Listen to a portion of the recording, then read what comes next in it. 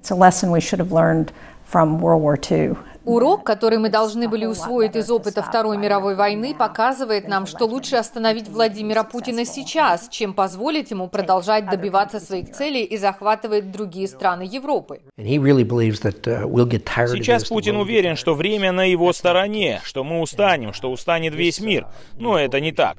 Я не из тех, кто склонен к завуалированным посланиям, и новый законопроект о выделении дополнительной помощи Украине посылает сигнал о том, что США вместе с Украиной, и что мы продолжим оказывать ей поддержку до победного конца, до тех пор, пока война не закончится полной победой Украины. Путин уже проиграл в этой войне. Он ее начал, вынашивая планы по поводу оккупации, но сегодня миру уже очевидно, что Путин никогда не сможет оккупировать Украину. Когда вы разговариваете с украинцами, становится понятно, что они готовы идти на улицы, вооруженные хоть метлами, если потребуется. Россия никогда не оккупирует Украину.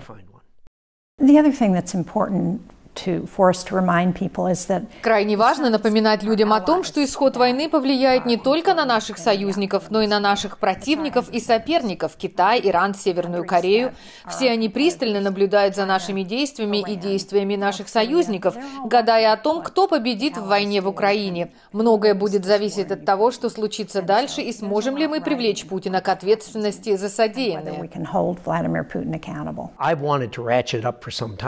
Я поддерживаю идею предоставления Украине ракет большой дальности. На них напала страна-сосед, которая теперь творит зверство. Вдобавок к этому, последние недели Россия делает все возможное, чтобы полностью ликвидировать украинскую инфраструктуру, лишив страну отопления, электричества и других жизненно необходимых ресурсов.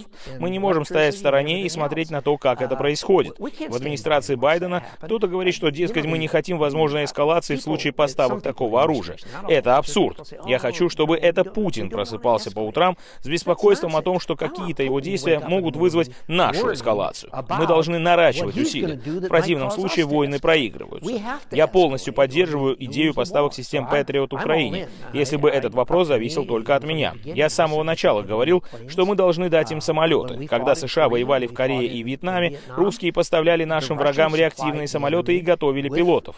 Пришло время вернуть должок.